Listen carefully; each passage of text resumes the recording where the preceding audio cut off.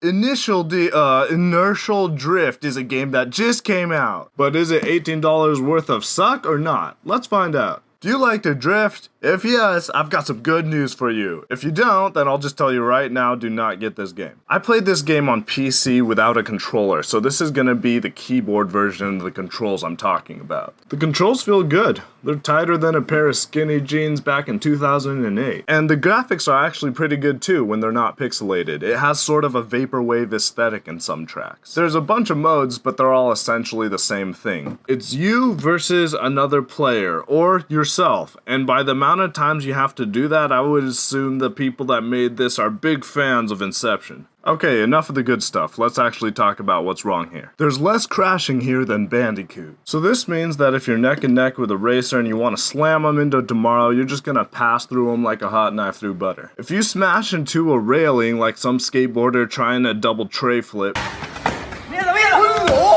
your momentum's just gonna be stopped dead in its tracks. But there's not gonna be any explosions, none of your car getting damaged. The only repercussions from crashing into something is the shame you feel from being standstill in a racing game. Pretty much, your car is an invincible slab of concrete. There's actually kind of a steep learning curve for people who aren't used to racing games, and on top of that, there's no way to adjust the difficulty. So sometimes you'll be stuck in the story mode trying to progress, but you won't be able to because you can't even meet the bare minimum to proceed. Now, if you're not amateur hour and your car's gotten stuck on a driveway before because you lowered it too close to the ground,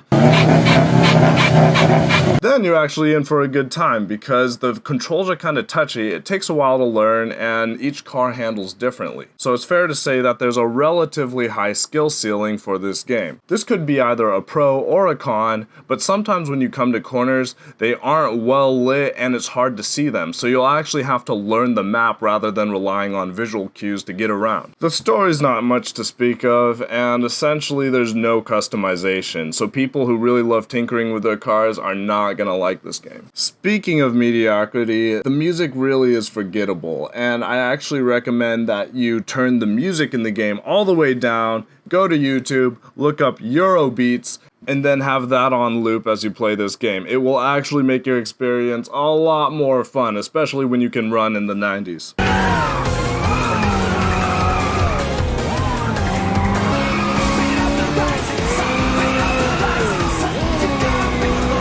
The real fun of the game comes when you just hit that corner perfectly and you're just drifting around and not hitting the rails or the mountain or anything, and then you just start accelerating into the next curve. This is a game for the purists, the people who want to get S+ rank on everything and absolutely want to get their drift down pat. So does this game suck?